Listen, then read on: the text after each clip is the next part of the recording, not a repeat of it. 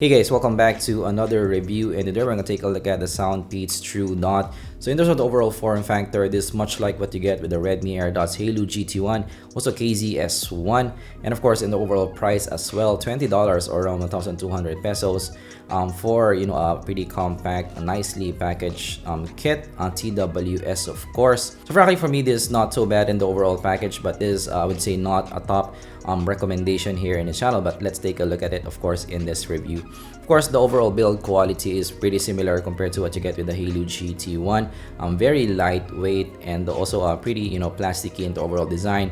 Actually, unfortunately, you do get still a micro USB with this one, so I wish of course it was already a USB-C. There's the overall look, it's pretty similar than what you get with maybe the Halo GT1. Very minimalist kind of look as well, and of course very light also, so not a big issue of course.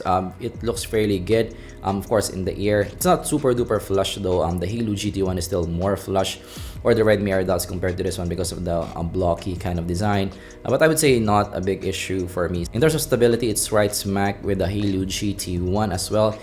This is not something that you want to use for extreme situations or running. Of course, TWS with earhooks is better compared to these in terms of the overall stability, but walking is fine with this, and because of that kind of light design, this is something that you can use for a long listening session. In terms of the connection, there's no issues here that I encountered. I used this in a mall and I didn't encounter any issue. Just one issue I encountered is when I was first connecting with this, only one lobe is working, so it did take me around 3 times to connect it to my phone.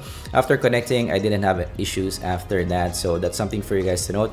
It does work, but there's some slight glitch with the first connections in my experience. Well, the overall look is pretty good. I didn't like also that it's too plasticky for me in the overall look. In terms of battery life, this is around 3.5 hours, 14 more hours with the case.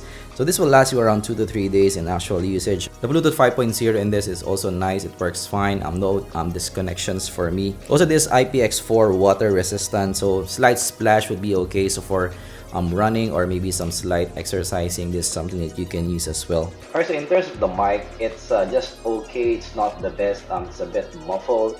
It's quite understandable, but definitely not the best mic. For $20, it's fairly good. You can definitely use it. Right now, moving on to the sound. So for me, frankly, this is not a top recommendation as I have mentioned.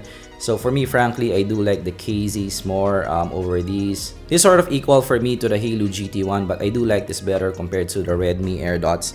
So in terms of the overall sound, this is an exciting listen, a fun listen, very engaging, and also pretty good in terms of the overall sound, frankly. So I can see a lot of people, liking this, especially for non-audiophile crowd. This is a U-shaped kind of sound. This has shimmery top, so if you do like clarity on top, this might be something that you can consider. Slight boomy bass, but this more in the mellow side. It's not your bassy IEM. So this more musical side in terms of the overall sound. It has a touch of air as well. So tonality is in the natural side, so because of that dynamic driver here.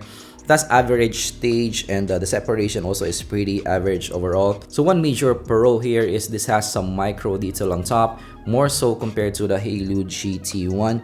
So for guitar tracks, this just shines. It has slight sibilance though. This well extended on top. So for treble sensitive people, you might find this too bright. However, that brightness on top is a bit too peaky for me on top. So while this makes it an exciting listen overall, it can be unnatural to listen to. This is similar than what you get with the Redmi AirDots. So the Redmi AirDots also has that shimmer on top, which makes it a bit unnatural. So the Halo GT1 is more controlled in this regard. That's a less peaky top, and of course as well the KZs kind of controls it better, especially the S1D. That's definitely one major con here, which makes this less of my favorite compared to the other TWS here in this channel. The mids, while this has some good detail, it's also a bit too laid back for me as well. In the overall presentation, this I would say too recessed, also a bit veiled in the mids department. The bass is also a bit too mellow for me for a fun listen, so I prefer the bass of the KZs. It is more punchy, more lively overall. Where's the verdict for the Soundpeats Truedots? In terms of the overall connection, build quality, no major issues. In terms of the overall sound, I would say this is still likable, especially for those who like clarity on top. But however, as I mentioned, I don't prefer that kind of sound. I do prefer more of the Halo GT1. The Halo GT1 is more controlled, and of course the KZs are I would say more technically capable in terms of the sound compared to the Soundpeats Truedots. So this around top 4 here in the channel. I would rate this 3, a top 3 here in the channel. So it's an okay contender, but I would say not the best in terms of the overall sound. That's our review of the Soundpeats Truedots. Of course, if you want to get one, use my links down in the comments below. It will help out the channel a lot, as well as the other TWS here in the channel. Of course, if you learned something, leave a like and subscribe for more content like this in the future. We review budget-fi to mid-fi audio gear, especially now TWS. I'm gonna come up with a full comparison with the $20 TWS here in the channel. Be excited for that. Of course, subscribe for that here in the channel, and I'm gonna see you guys in the next video. Goodbye.